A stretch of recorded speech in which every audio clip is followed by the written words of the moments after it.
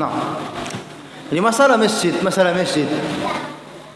Masjid itu dibangun untuk apa? Untuk seluruh kaum muslimin.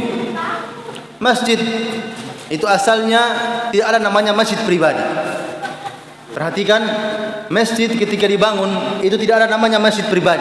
Sekalipun dinamakan masjid pribadi, misalnya masjid pribadi karena dia yang bangun. Nah, ketika dia katakan itu masjid kemudian untuk dipakai untuk sholat kaum muslimin, maka itu apa?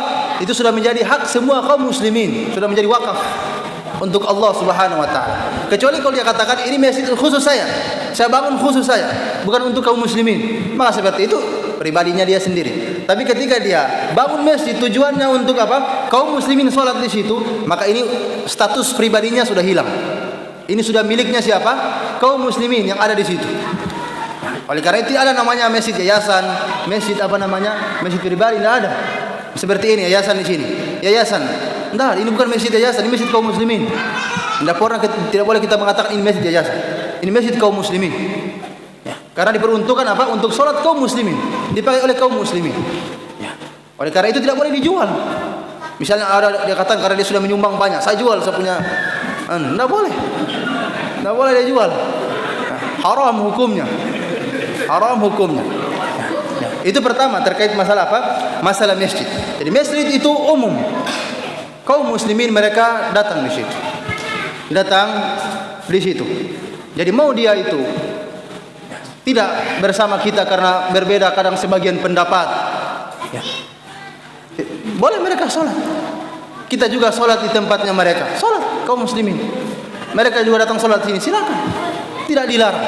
Cuman perlu diperhatikan bahwasanya sholat di masjid yang di situ ditegakkan sunnah, ditegakkan syiar-syiar yang benar sesuai Al-Quran dan Sunnah, itu lebih baik daripada masjid-masjid yang tidak ditegakkan apa? Syiar-syiar. Ini yang harus kita perhatikan. Ya, misalnya di sini masjidnya kita berusaha untuk menegakkan sunnah-sunnah di dalamnya. Seharusnya di sini kita ramaikan. Lebih utama daripada kita ramaikan masjid-masjid yang lain. Daripada kita utamakan masjid yang lainnya. Sekalipun boleh kita sholat di masjid yang lain, apalagi kalau dia lebih dekat ke rumah. Misalnya di depan rumahnya masjid di situ. Dia datang ke sini, dia sholat aja situ kan. Kecuali kalau rumahnya juga jauh masjid misalnya, lebih baik dia datang ke sini. Dia datang ke sini, masjid apa? Masjid yang di sini kita berusaha untuk menegakkan apa? Menegakkan sunnah.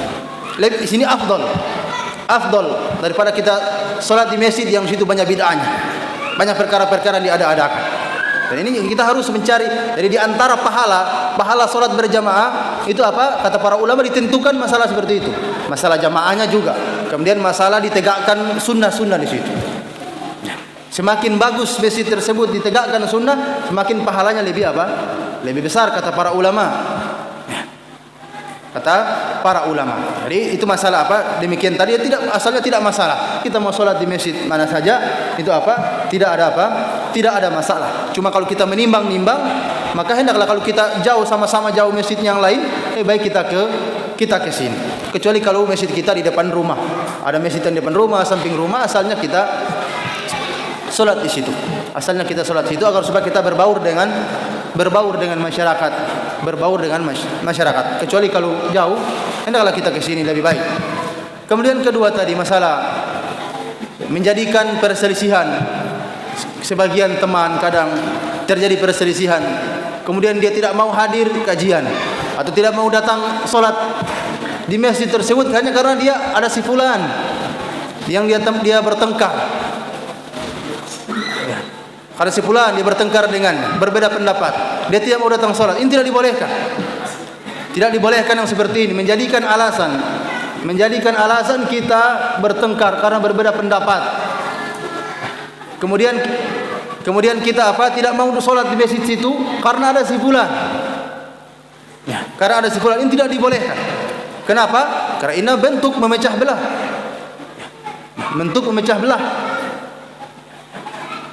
Jadi masalah perbedaan pendapat jangan dijadikan itu alasan kita jauh dari masjid.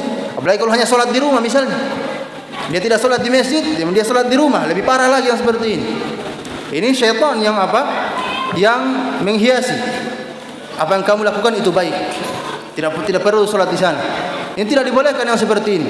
Jadi sekalipun kita berselisih dengan teman kita, saudara kita, misalnya yang dulu satu masjid bersama kita, jangan jadikan itu alasan apa? Kita dari meninggalkan masjid. Datang saja kalau memang engkau berselisih. Jangan bawa-bawa perselisihanmu dengan masjid. Ya? Apa urusanmu masjid dengan dia? Ya masjid tetap masjid. Kenapa masjid yang ditinggalkan? Bukan masjid yang bersalah. Masjid yang bukan masjid yang bersalah. Kenapa masjid yang kita tinggalkan? Hah? Ini keliru cara berpikirnya. Bukan masjid yang salah, masjid yang ditinggalkan. Begitu juga kadang sebagian orang hanya gara-gara dia berselisih sedikit masalah ada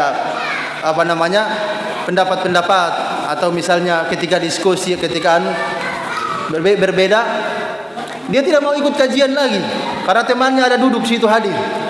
Yang satu sebelah kanan, satu sebelah kiri. Dia lihat masih ada yang di sana, pekan depan setiap mau hadir lagi. Ada dia.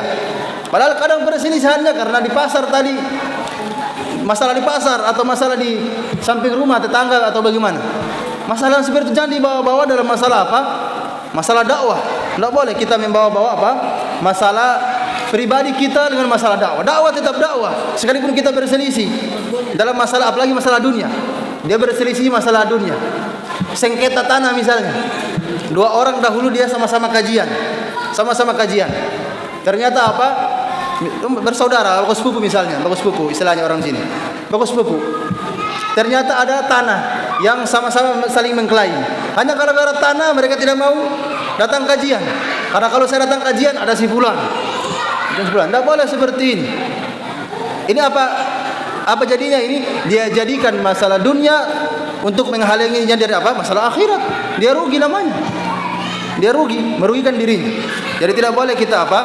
Tidak boleh kita jadikan masalah-masalah perselisihan yang seperti itu kita jauh dari agama.